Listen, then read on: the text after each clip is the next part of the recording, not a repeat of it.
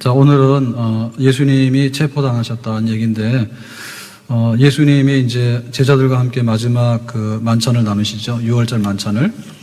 그러고 나서 이제 제자들에게 하실 말씀, 교훈, 설교를 하시는데, 그 설교하시고 나서 기도하시죠. 그래서 기도를 마쳤어요. 그러니까 이제 그 자리에서 이제 겟세마네 동산으로 이동하죠.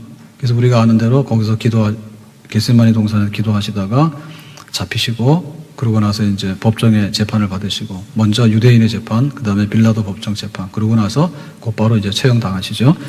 그래서 예수님이 체포당하셨다는 얘기인데요. 그러니까 이 얘기를 보면 뻔한 얘기 같아요. 예수님은 하나님의 아들이니까 세상 죄를 지고 가는, 그리고 또 하나님의 뜻이 십자가 지는 거니까 예수님은 그렇게 돼야 된다. 그게 맞아요. 맞는데, 그런데 이제 그 예수님이 순환당하시고, 이제 체포당하시고, 순환당하시고 하잖아요. 그럴 때, 그러면 예수님이 어떤 모습으로 했겠는가라고 하는 것은 사실은 우리 생각하고 좀 달라요. 그러니까 우리가 체포된다 그러면은, 안 되려고 하는 게 맞는 거고, 그 다음에 체포당하면은 굉장히 기분 나빠하거나 혹은 좌절감을 느끼거나 이렇게 하잖아요. 근데 사실은 예수님은 그런 거하고 좀 달라요. 그래서 오늘 그 예수님 체포당하시는 모습 속에서 예수님의 순환의 성격, 그리고 십자가의 성격, 이런 것들을 우리가 좀 더 자세하게 알게 되겠습니다. 그러니까 한마디로 말하면 예수님의 순환과 예수님의 체포당하심, 이거는 굉장히 주도적이에요. 주도적이다. 그러니까는 체포당하심이라는 것은 수동태잖아요. 이렇게 당하시는 거죠. 잡혀가는 거잖아요. 근데 사실은 예수님이 마지못해서 잡혀가는 게 아니라 잡혀가야 되기 때문에 자발적으로 잡혀가시는 그런 주도권을 가지고 계신다. 이제 이 한마디로 이렇게 할 수가 있겠습니다. 그렇기 때문에 예수님은 이 체포 또 순환에 대해서 예수님은 피할 수가 있었어요. 피할 수가 있었는데 일부러 안 피해요. 그리고 주도적으로 당당하게 이 사건을 예수님께서 몸으로 받아들이셔요. 자, 1절 가서 보겠습니다. 1절에 예수께서 이 말씀을 하시고, 이 말씀은 제자들에게 설교하시고 나서 또 이제 기도하시잖아요. 그래서 이제 모든 게 끝났죠. 자, 그러니까 제자들과 함께 기드론 시내 건너편으로 나가시니 그랬죠. 그러니까 이동하시는 거예요. 나가시니. 그래서 나가시는데 제자들과 함께 나갔고, 그 장소는 어디냐면 기드론 시내 건너편 그랬습니다. 여기가 이제 겟세마네입니다. 우리가 말하는. 그래서 이제 기드론이라고 하는 것은 기드론 시내는 뭐냐면 예루살렘하고 감람산이 있는데 그 사이의 골짜기를 기드론 시내라 해요. 기드론 시내. 그래서 이 기드론 시내는 우상을 불태우는 곳, 혹은 이제 그 백향목이라고 하는 뜻인데, 기드론이라는 말 자체는. 근데 이제 다윗이 압살롬 반역 때도 급하게 궁궐을 나와가지고 기드론 시내를 통과해서 감람산을 넘어서 도망가게 되죠. 그러니까는 예루살렘 시내에서 감람산 골짜기, 그 기드론 시내로 나가셨다. 자, 그러면은 기드론 시내로 가서 조금 언덕을 올라가게 되면 뭐가 나오는가 하면 동산이 나오게 되는데, 그곳에 동산이 있는데, 동산이라는 얘기는 정원이죠. 가든이죠. 그래서 이게 이제 겟세마네입니다. 겟세마네인데, 겟세마네라고 하는 것은 이게 어마어마한 데가 아니고, 감람산 자체도 무슨 뭐 북한산처럼 어마어마한 산이 아니에요. 여기가 산지긴 하지만, 감람산도 고만고만하죠. 그런데 이제 예루살렘 성에서 시내를, 골짜기를 거쳐서 이렇게 오르막으로 해서 감람산을 넘어가게 되는데, 그 감람산 기슭에 동산이 있었다, 정원이 있었다. 여기 주인이 있겠죠. 주인이 있는 가든이에요. 주인이 있는 가든이에요. 근데 여기는 이제 감람산이라고 하는 것은 감람나무를 많이 심었잖아요. 올리브를. 올리브가 많이 심어 있는 그 나무에 한 개인이 소유하고 있는 그 동산, 정원, 가든에 예수님께서 가셨다 얘기죠. 그래서 여기 예수님이 가셨는데, 자, 이곳은 개인의 소유거든요. 그러면 아마도 예수님하고 친분이 있거나 아니면은 이렇게 허락을 받아서, 그러면 예수님이 제자들하고 함께 기도하거나 할 때 여기 사용해도 돼요라고 하니까 거기 가신 거예요. 그래서 문을 열고 들어가고 거기서 쓰시고 그런 장소입니다. 그러니까 뭐 아무런 벌판 막 이런 데가 아니란 얘기죠. 그리고 예루살렘에서 굉장히 가까운 데입니다. 가까운 데입니다. 자, 그래서 여기는 어느 장소인가에 대해서 2절에 다시 한번 설명하죠. 2절에 그곳은 겟세마네 동산은 가끔 예수께서 제자들과 모이시는 곳이므로 그랬죠. 가끔이라고 하는 얘기는 날마다는 아닙니다. 그렇지만은 종종 여러 번 반복적으로 사용했던 장소예요. 같은 장소예요. 그러니까 알려진 장소죠. 알려진 장소. 예수를 파는 유다도 그것을 알더라 그랬죠.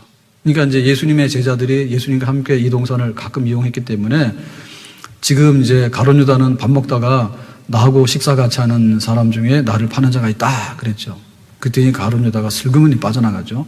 그러니까 이미 이제 돈 거래해가지고 예수님을 밀고 하려고 이미 가룟 유다를 움직인 거예요. 그러면 지금 예수님께서 그거 아시고 말씀하신 거거든요. 그랬는데 그 예수님께서 피하셨는데 만약에 이미 알고 있는 장소, 제자들이 알고 있는 장소, 혹은 가룟 유다가 알고 있는 장소라고 하면 여기는 피난처는 아니겠죠. 만약에 잡히지 않으려고 그랬으면은 전혀 새로운 어떤 그 은신처를 모색을 해야 되겠죠. 예수님께서 급하게. 근데 예수님이 그렇게 한 게 아니라 그냥 가던 곳에, 가룟 유다가 알고 있는 곳에. 그러니까는 예수님은 이미 가룟 유다가 밀고 하러 나갔는데 이제 예수님께서 제자들하고 나갔잖아요. 그건 뭐예요? 가룟 유다가 예수님 찾을 때 일본으로 찾아올 때가 여기죠. 이미 알려진 장소, 그 장소죠. 그러니까 예수님께서 이거 우리 낚시할 때 미끼 던지잖아요. 그럼 이제 미끼를 이제 딱 물어가지고 고기를 잡잖아요. 그러니까 어찌 보면은 가룟 유다가 예수님을 밀고 했지만 예수님은 가룟 유다에 밀고 하려고 하는 것을 통해서 예수님의 순환, 체포당하심, 이 순환의 사건이 본격적으로 구체화되려고 하는 반대편으로 미끼를 던졌다고 볼 수 있겠죠. 만약에 예수님께서 전혀 모르는 것에서 숨었으면 가룟 유다가 밀고를 했는데 야, 너 예수님 어디 있어? 야, 네가 말하는 데 가니까 예수님 없잖아. 이렇게 되면 어떻게 돼요? 중간에 그냥 뻥 떠버리겠죠. 그러니까 이미 알고 있는 장소로 예수님께서 가셨다죠. 의도적인 거죠. 자, 그래서 예수님께서는 이 피할 마음이 별로 없었다. 그리고 이미 정해진 길로 나는 묵묵히 갈 뿐이다. 자, 이런 것들을 노골화시킨 겁니다. 자, 3절 가서 이렇게 말하죠. 3절에 유다가 군대와 대제사장들과 바리새인들에게서 얻은 아랫사람들을 데리고 등과 횃불과 무기를 가지고 그리로 오는지라 그랬죠. 그러니까 여기에 선봉에 섰는데 선봉에 누가 섰어요? 유다. 그러니까는 예수님의 제자 중에 가룟 유다가 그 다음에 제장을 맡았던 가룟 유다인데 예수님께서는 이미 가룟 유다의 마음을 다 읽으셨죠. 네가 나를 팔 거야 그랬잖아요. 그런데 그 유다가 본격적으로 자기 본색을 드러낸 거예요. 그러니까 지금까지는 아무도 몰랐죠.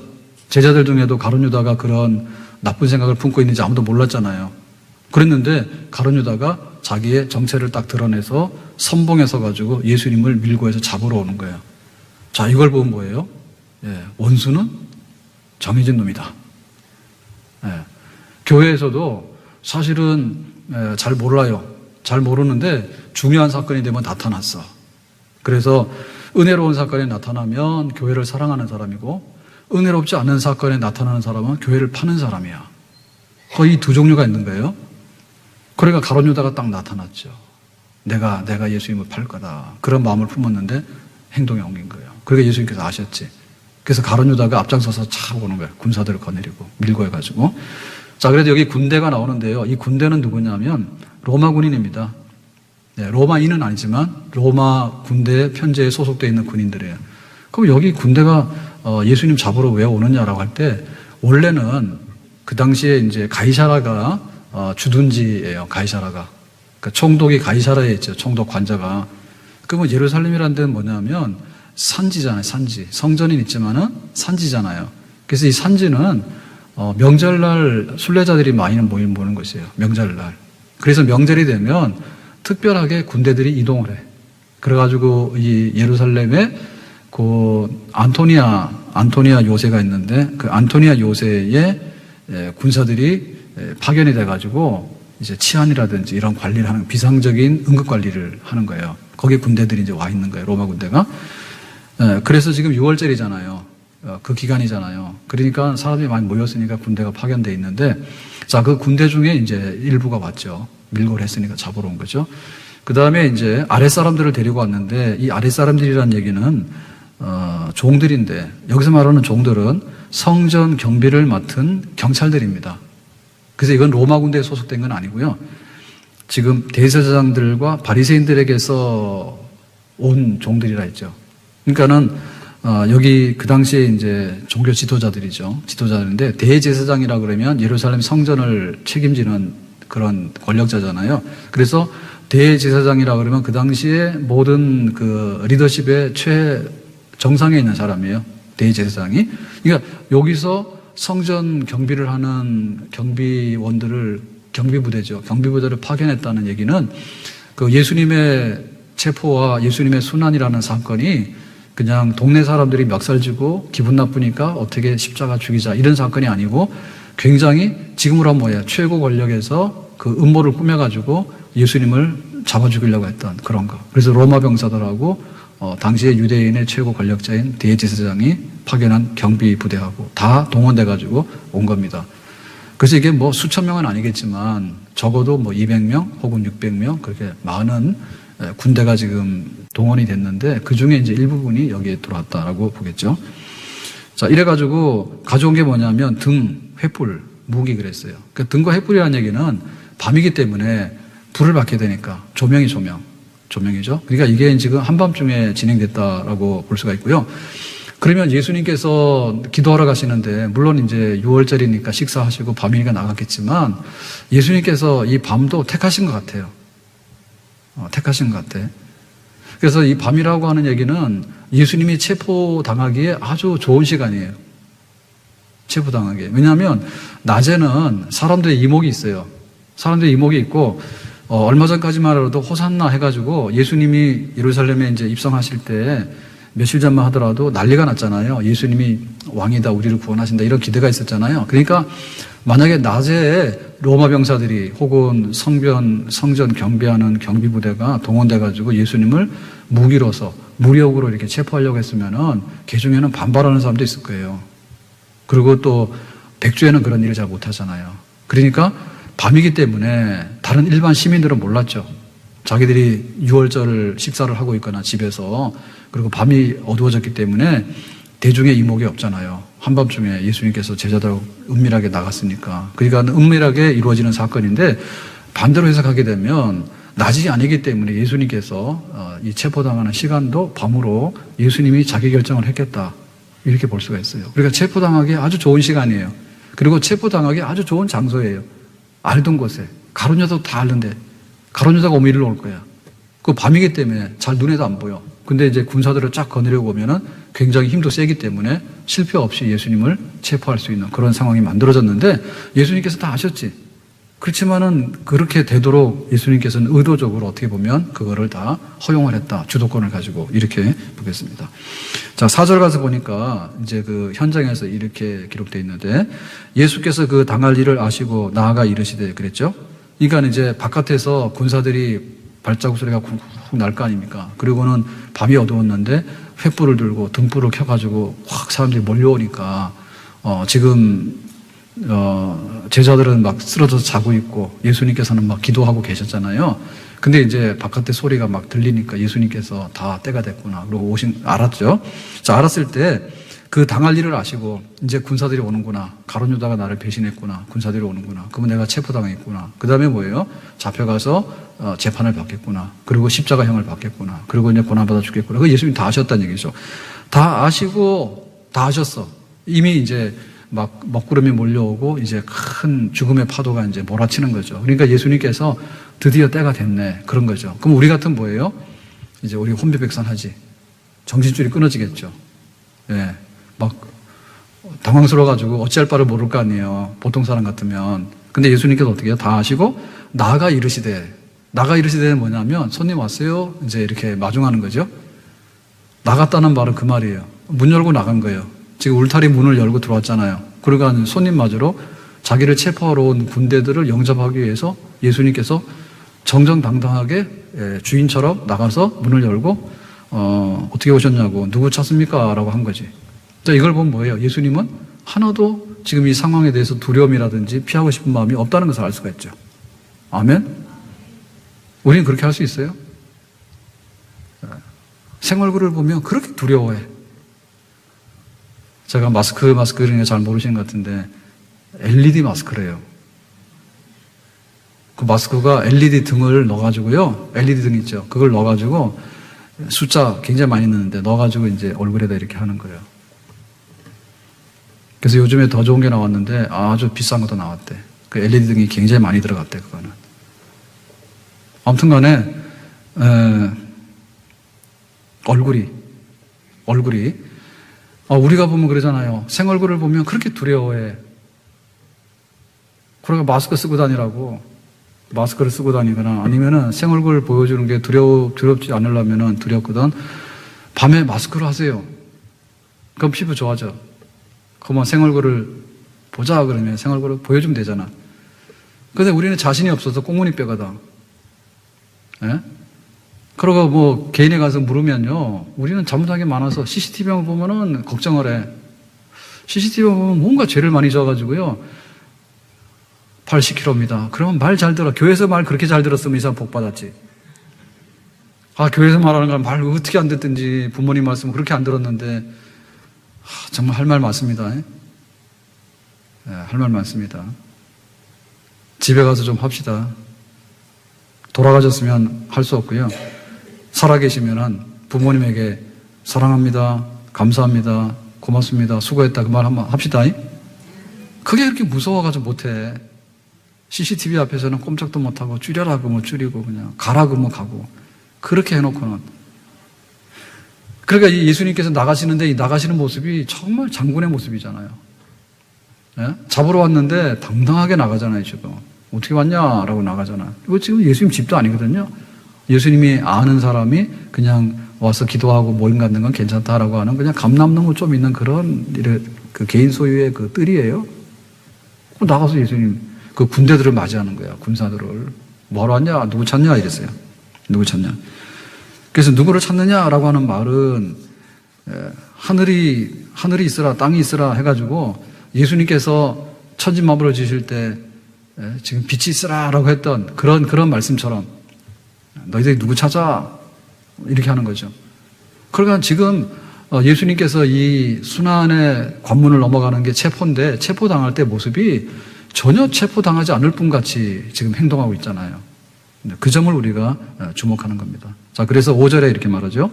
대답하되 누구를 찾아 어떻게 왔어? 라고 했더니 예수님께서 나사렛 예수를 찾으러 왔다라고 이제 그 병사들이 이제 얘기하잖아요. 그랬더니 내가 그니라 하시니라 그랬죠. 내가 나사렛 예수다 그랬죠. 나 잡아가라 이 얘기죠. 나 잡아가라. 그래서 나 잡아가라는 얘기는 굉장히 간단 명료해요. 나다 그죠, 나다. 내가 바로 나사렛 예수다 얘기죠. 그러니까 이거는 당당함을 넘어서 신적인 권위가 있는 거예요. 모세가 시내산에서 이제 그 이상한 체험을 하게 되는데 그 떨기나무에 불이 붙어요. 그래가지고 이상하다. 이렇게 연기도 안 나고 그런데 어떻게 불이 타지라고 하는데 그때 이제 하나님께서 음성을 들려주시죠. 모세야, 네 신발 벗어라 그러죠. 그러니까 모세 깜짝 놀라잖아요. 이게 무슨 소리야라고 해서 누구시냐 이랬더니 하나님께서 대답하실 때 뭐라죠? 나는 스스로 있는 자다. 나는 스스로 있는 자다. 그래서 하나님 말씀하실 때 막 장황스럽게 말 안 합니다. 우리 부모는 누구고, 뭐, 우리는 고향이 어디고, 나는 어떻게 해서 뭐, 주소는 어떻고, 막 이렇게 막 되는 게 아니라 나는 스스로 있는 자야. 근데 사실은 하나님께서 한마디로 자기 자신을 표현하기 굉장히 어렵잖아요. 한마디로. 하나님께서 할 말 많잖아요. 그거 다 해버리면 모세 늙어 죽거든. 그러니까 모세가 놀라서 누구냐 이랬더니 나는 스스로 있는 자다. 그 스스로 있는 자, 그 한마디 속에서 그 모세가 묻는 거에 대한 답변이 다 되는 거고요. 하나님이 누구냐를 할 때 여호와, 나는 스스로 있는 자다라는 뜻이거든요. 그 여호와라고 하는 말 속에서 모든 온 우주 만물에 있는 것이 그 여호와 하나님 말씀 앞에 다 흡수되는 거예요. 나는 스스로 있는 자야. 나는 자존하는 자야. 라는 말은 굉장히 상대방을 압도하고 신적인 권능이 넘쳐나는 말이에요. 그러니까 예수님께서 예수 잡으러 왔다라고 얘기를 하니까 내가 나사렛 예수야 라고 하는 말은 예수님 자신을 소개하는 데 있어서 이것보다 적절한 게 없어요.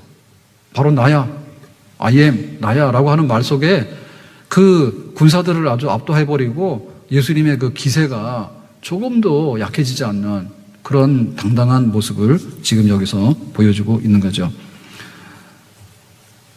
그래서 여기 우리가 그 성경에 보게 되면 다윗이 굉장히 용기 있는 사람이잖아요. 다윗이 용기 있는 사람인데 골리앗하고 싸우러 나갈 때 뭐라 했어요? 나는 만군의 여호와 이름으로 나온다 그랬죠. 야, 너는 칼도 없고 창도 없는데 네가 뭐 하냐 그랬더니 나는 만군의 여호와 이름으로 나간다 해가지고 그 다윗이 골리앗 앞에 당당하잖아요. 에스더가 어떻게 했어요? 에스더가 내가 죽으면 죽으리라 하고 이제 3일 금식기도 한 다음에 왕에게 나가죠. 그래서 우리가 이렇게 유대인들이 어떻다 학살당해 됐다 이런 얘기를 하잖아요. 그럴 때 보면 그 에스더는 여자가 아니요.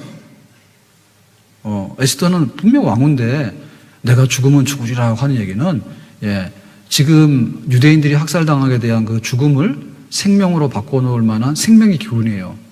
내가 죽으면 죽는다 하고 나간다는 그 에스더의 그 기백은 죽음을 생명으로 바꿔놓을 수 있는 그런 기백이죠.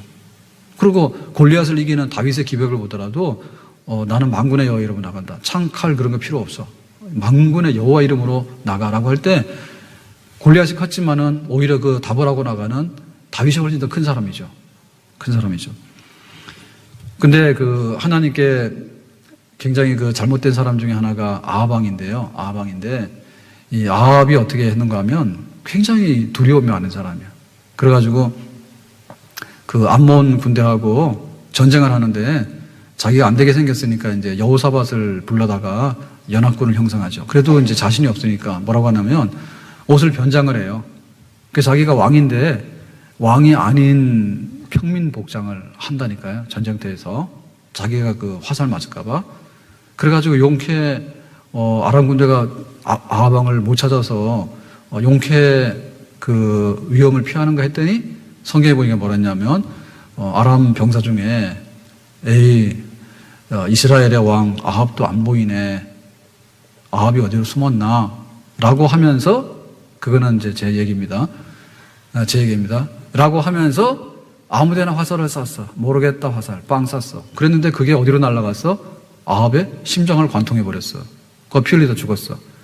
그러니까 그 아합은 살려고 막 이렇게 했던 사람이야. 살려고 발버둥 쳤던 사람이야. 자기가 왕인데 왕이 아닌 것처럼 변장을 해가지고 숨어가지고요 이렇게 기회를 보고 있었는데 뜻밖에도 아무렇게나 쏜 화살에 맞았다. 사울 어떤 사람이에요? 하나님께 버림받은 사울 어떤 사람이에요? 자기가 사울은 천천히고 다윗은 만만이라 하니까요 사울이요 불안한 거예요. 왜 내가 천천밖에 안 되지? 다윗은 만만인데? 자기 이스라엘 왕이잖아요. 근데 그거 가지고 불안한 거예요. 그러니까는 막 불안해가지고 저 다윗이 나를 몰아내고 왕 될 것 같아 해가지고 자기가 괜히 그 다윗을 죽이려고 야단인 거예요. 그러다 나중에 어떻게 됐습니까?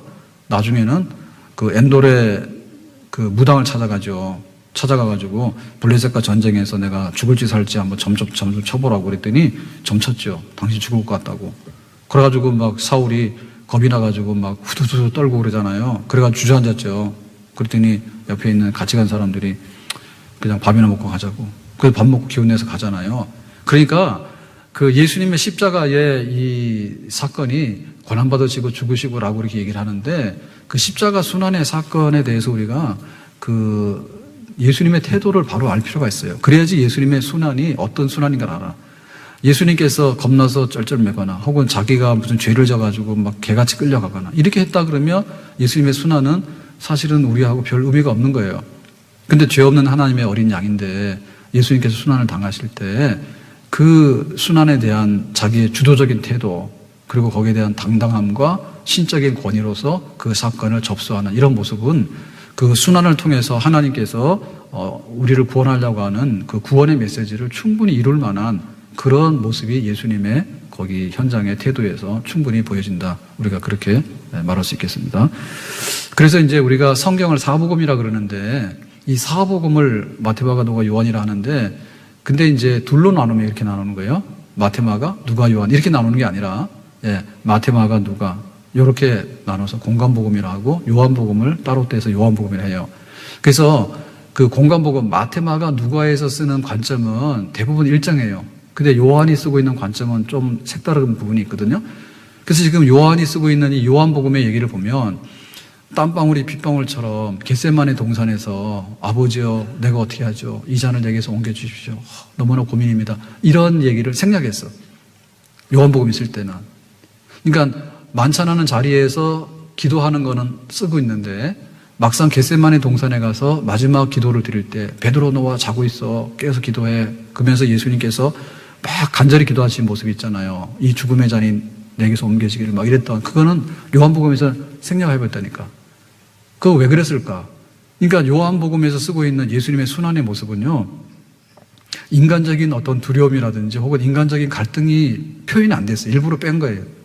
그러니까 예수님께서 잡히시고 하라고 하는 것도 그냥 이렇게 해서 잡아가서 그 다음에 이제 그 산헤드린 유대인의 재판장으로 끌려가서 재판을 받으셔요. 그러니까 의도적인 거예요. 그러니까 예수님의 그 인간적인 모습으로 기도하시는 겟세마네 동산의 그 쥐어짜는 기도의 모습은 마테마가 누가에는 있지만 요한복음 일부러 뺐다니까. 그러니까 그런 성격. 그러니까 예수님의 체포당하시는 모습이 아주 안 됐거나 혹은 굉장히 비참한 사건이다라고 보기보다는 영광스러운 사건이다. 그러니까 이것은 예수님의 그 위험이다. 나야. 나 잡으러 왔어? 바로 나야, 나. 나사렛 예수가 나야. 그러니까 예수님께서 조금이라도 어떤 인간적인 모습으로 이렇게 약해 보이거나 혹은 비참해 보이는 모습을 일부러 생략시킨 그러한 표현으로 요한복음은 쓰고 있다. 우리가 그렇게 보겠습니다. 자, 그래서 6절에 보니까 이렇게 말하죠. 6절에 예수께서 그들에게 내가 그니라 하실 때에, 그러니까 예수님께서 답하시잖아요. 내가 나사렛 예수야 이렇게 말하니까 어떤 일이 벌어났습니까? 그들이 물러가서 땅에 엎드러지는지라 그랬죠. 그들은 누구예요? 지금 가룟 유다와 함께 그 로마 병사들과 함께 성전을 경비하는 경비 부대 사람들, 수하의 사람들, 아랫 사람들, 이런 다수의 사람들이죠. 그러니까 예수님께서 나야 라고 하니까, 나 잡으러 왔어? 나 여기 있어? 라고 하니까 그들이 물러가서 땅에 엎드러졌어. 엎어졌다는 얘기죠. 그러니까 이거는 어떻게 된 사건입니까? 이거는 잡으러 온 병사들이 칼을 들고 왔는데 어떻게 엎어져요? 예수님께서 지금 칼로 친 게 아니잖아요. 어떻게 이런 일이 벌어졌을까? 이건 뭐예요? 이거는 예수님의 말씀 자체가 신성한 거야. 그러니까 예수님의 말씀으로 파도야 조용해 라고 하니까 갈릴리 바다의 파도와 풍랑이 조용한 적이 있었죠. 그러니까 예수님께서 나야 라고 하는 그 말씀 한마디로 인해서 지금 예수님을 잡으려고 했던 이 힘센 칼을 든 병사들이 주르르 나가 떨어졌다 얘기죠. 그러니까 이거 예수님의 권세죠. 예수님 권세죠. 그러니까 예수님이 잡히시는 것은 힘이 없어서 잡히는 것처럼 보이지만 사실상 잡혀주는 거죠. 잡으러 왔던 병사들이 엎어졌잖아요.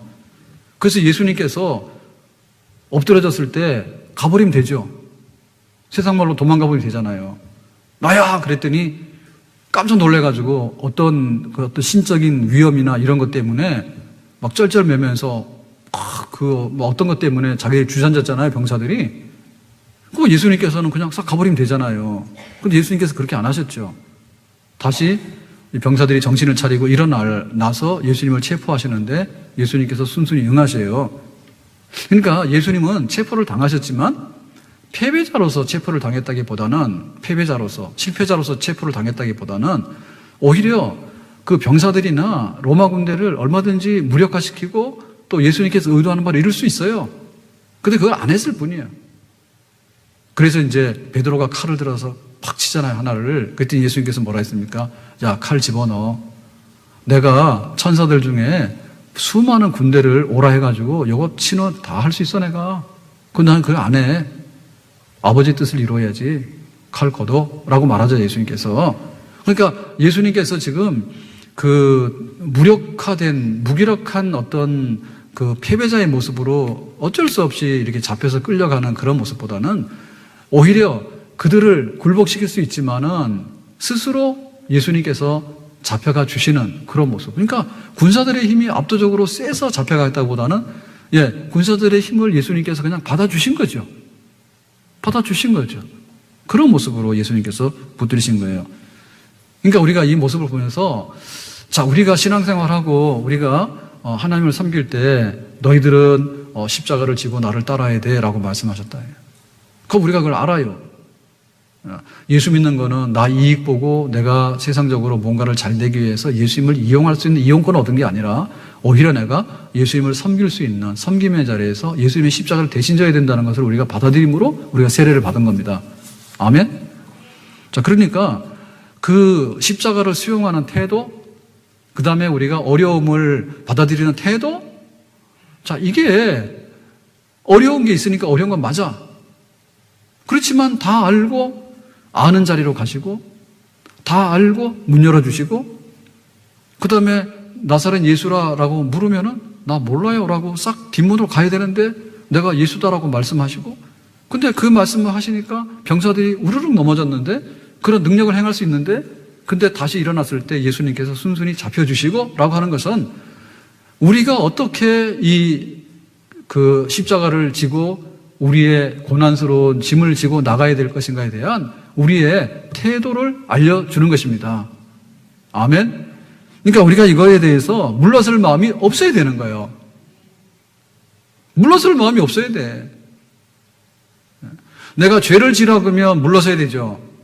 근데 죄를 이기라 그러면 물러서면 안 되겠죠. 우리 자녀들을 돌보는데 오늘 부모 잘 섬기라 했지만은 사실은 부모도 부모값 해라. 그것도 하고 싶어요. 우리 자녀들이 부모를 먼 산 바라듯이 바라보는 문제 있잖아요. 산에 나무 많아요. 부모가 남이냐? 산에 나무 많아요. 그래서 그 나무가 나하고 무슨 상관이 있는데, 우리 부모가 그런 존재예요? 세상에 노인들 많아버려요. 그 노인이 우리 부모예요? 부모는 부모이지. 그러니까 우리가 자녀들의 입장에서 볼 때 부모를 대하는 태도가 좀 작은 거지만은 내가 은혜 받고 내가 섬겨야 될 부모고, 내가 예를 들면 전화 안 해주고 내가 용돈 안 주면 누가 줄 거냐고요? 세상에 누가 주겠어요? 그리고 부모가 원하는 것도 사실 없어요. 그냥 고마워요, 감사해요.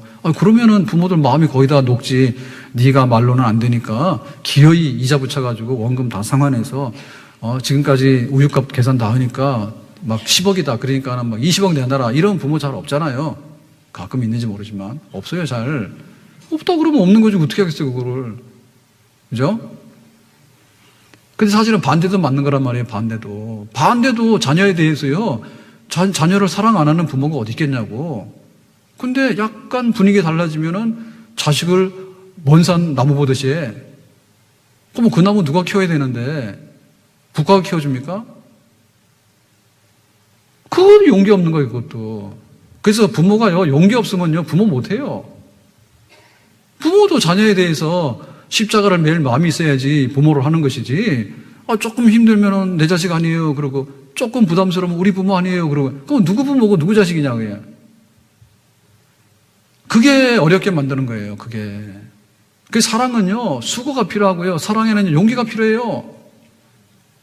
어떻게 단물만 빨아먹냐고. 사랑을 하는데 사랑은 주는 것이고 다 용기가 필요하잖아요. 그래서 내가 하나님을 사랑하고 교회를 사랑하고 십자가 사랑하고 직분을 사랑하면 우리 육신적으로 굉장히 좀 이렇게 부딪히는 게 있지만은, 그럼에도 불구하고 내가 이거를 어떻게 문을 열어줘야 되겠고, 어떻게 내가 알던 장소로 가야 되겠고, 내가 어떻게 내 정당한 태도로 해야 되겠고 라고 하는 것에 대해서 예수님 하듯이 우리도 해야 될 줄로 믿습니다. 아멘. 이사야 뭐라 했습니까?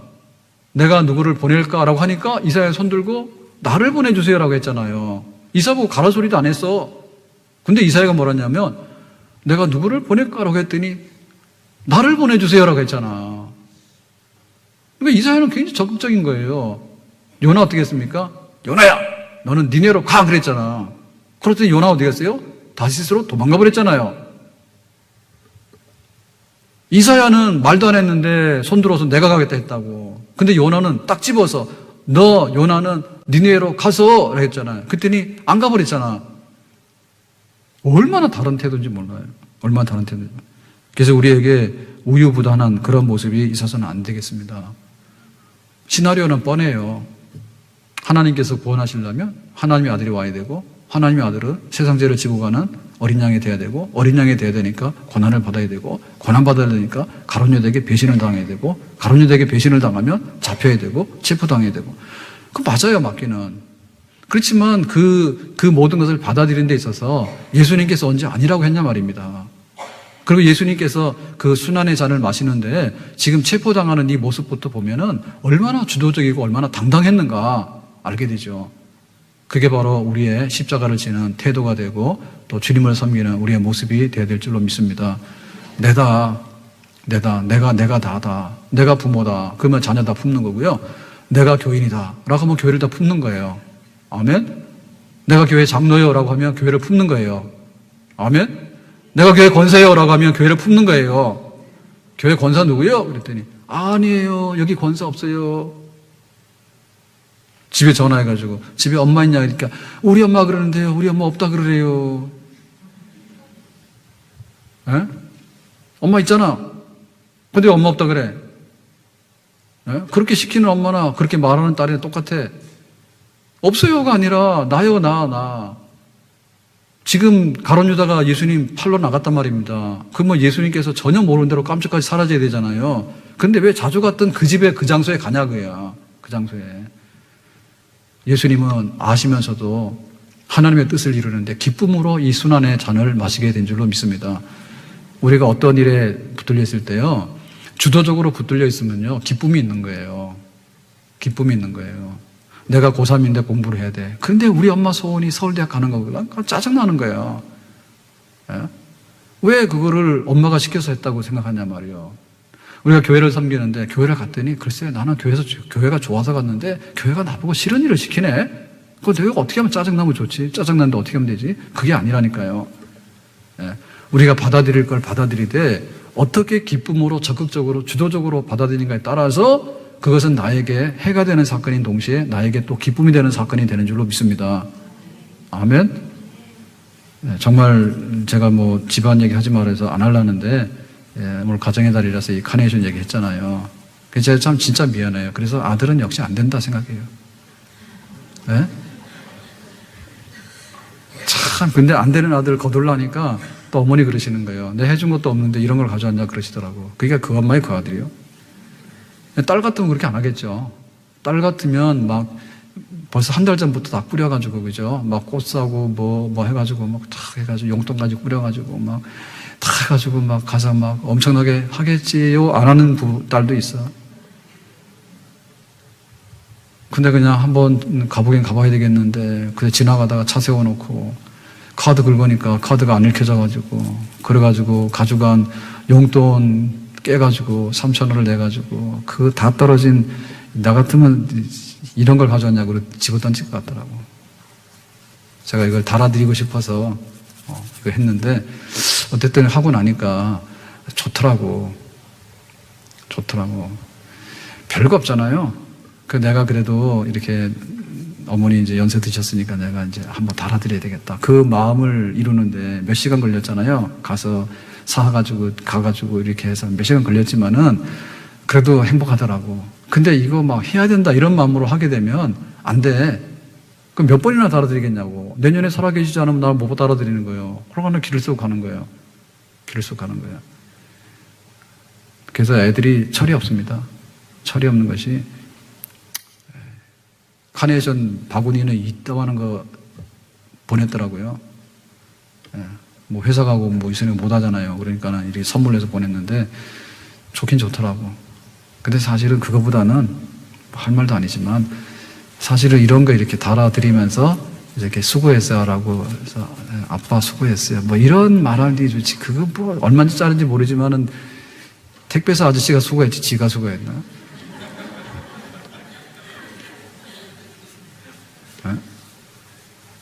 좀 껍질 좀 깠으면 좋을 것 같아요. 좀 껍질이 벗겨졌으면 좋을 것 같아. 사실은 사는 게 너무 고달픕니다. 그래서 빨리 죽는 게 좋습니다. 그래서 그랬어요. 우리 둘 중에 세상 말로 재수 없는 사람이 오래 산다고. 뽑아야 되는데 우리가 뽑을 수 있는 건 아니잖아. 하나님 뽑아야 되니까. 살아있는 사람이 고달프겠지 뭐가 더 좋겠어요. 나이 들어서 살 만큼 살 때는 괜찮잖아요. 근데 나이 꾸역 들어가지고 볼 거 안 먹고 다 보고 먹고 싶은 거 다 못 먹고 맨날 아파서 아프다 그러고 그거 뭐가 그렇게 좋겠어요? 별로 좋은 거 같지 않아요? 둘이 있을 때는 말이라도 하는데 혼자 있으면 말도 못하고. 그래서 먼저 죽는 사람이 복 있는 사람이라고 했어. 그래서 우리는 그랬어. 먼저 죽으면 복 있다. 누가 복 받을래? 사는 게 힘들어. 정말 힘들어요. 그래서 세수하고 옷 입고 차리고 나오는데 1시간도 넘게 걸리죠, 여자분들은. 안 됐어. 1시간 꾸며도 그거밖에 안 돼.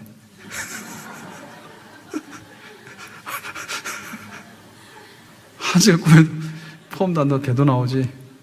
얼굴도 화장 안 해도 화장도 잘 안 되지. 그러면 괜히 또 머리 타다더라고. 뭐 미용실 안 가가지고 흰머리가 생겼다고. 그 뭐 흰머리 누구 머리? 자기 머리지? 막 탓하고 그래요. 사람이 힘들어요. 정말 고달퍼요. 그래서 주일날 예배드리고 오라고 하는 게 여러분 기쁨입니다. 아멘? 주일날 와서 예배드리고 하는 게 기쁨이지. 사는 게 뭐가 그렇게 재밌어요? 고달퍼. 근데 우리가 그거를 깨고 나와야 되는 것은 뭐냐면 목적이 있기 때문에 그래요. 목적이 있기 때문에. 세상은 천국이 아니야. 그러니까 세상에서는 그럴 수가 있어. 사는 게 힘들지. 그렇지만 하나님께서 우리에게 원하시는 게 있으니까 그게 좋은 거지. 우리가 생선을 주면 생선 아무리 맛있어도 뼈는 골라내야 되잖아요. 근데 뼈를 골라내면 먹을만 해요. 생선 가시채로 먹으면 목에 걸려가지고 못 넘어가. 먹을만 해. 그러니까 예수님이 순환당하시는 가운데도 왜 이 사건을 주도적인 사건으로 만드는 걸 보셔야 돼. 예? 가룟 유다가 나를 배신해서 저 원수 같은 놈 제자라고 했더니 참 그래가지고 그랬으면 예수님께서 십자가 죽으실 때 눈을 못 감았을 거야. 근데 예수님의 의도는 그게 아니었거든요. 내가 이 일을 가는 것은 하나님의 뜻을 이루는 사건이기 때문에 비록 형식은 수동태고 잡혀가는 사건이에요. 체포당하는 사건이에요. 그렇지만 어떻게 보면 미끼를 놔가지고 가룟 유다와 병사들을 유인해가지고 예수님은 그 길을 가시는 주도권이 여기 있는 거예요. 그래서 인생 사는 게 힘들지만은 내가 어떻게 이걸 가지고서 하나님 앞에 달게 만들 건가라고 하는 것은 우리의 태도에 달린 줄로 믿습니다. 아멘? 그거 서 있으면 앉고 싶고요. 앉으면 눕고 싶고요. 누우면은 자고 싶어. 자면은 피곤해서 깨기 싫어. 깨우면은 나를 왜 깨워? 그리고 또 자고 싶어. 만약에 우리가 교회를 섬기고 하는데 그런 달콤한 모습만 우리가 본다면 어떻게 되겠어요? 없지요. 달콤한 모습 본다면요. 교회 와서 달콤한 모습이 어디 있을까요? 없어요. 그런데 고난 가운데 짐을 지는 가운데 그래도 내가 주님의 기쁜 뜻을 이뤄나간다라고 할 때 우리가 교회 안에서 진짜 달콤한 그런 은혜를 얻게 되는 줄로 믿습니다. 예수님의 모습은 그런 모습이에요. 우리 안에 좋을 때는 좋게 웃는 그런 모습이 있는데 때로는 잡혀가고 내가 뒤집어쓰고 끌려가는 처형대로 끌려가는 그런 사건이 있잖아요. 그럴 때도 예수님의 본심이 뭐였던가 생각하고 세상은 우리를 이렇게 대하지만은 예수님에게 부당한 대우를 했잖아요. 군사들을 대고 잡아 죽이는 대를. 그러나 하나님의 기쁜 뜻을 이루어드리는 데 있어서는 예수님께서는 정말로 세상을 품었던 그런 분이십니다. 우리 안에 예수님의 큰 사랑, 고난 받는 가운데도 심지가 견고하고 마음이 담대하고 정말 두려움 없이 나갈 수 있는 그런 하나님의 백성, 그런 모습이 우리에게 있기를 예수님의 이름으로 축복합니다. 기도합니다. 오늘 주신 말씀과 같이 예수님께서 순환의 길을 가시는 가운데도 주도적으로 가셨던 십자가의 발자취, 그 모습, 그런 마음과 태도가 우리에게도 있기를 원합니다. 예수님의 이름으로 기도합나이다. 아멘.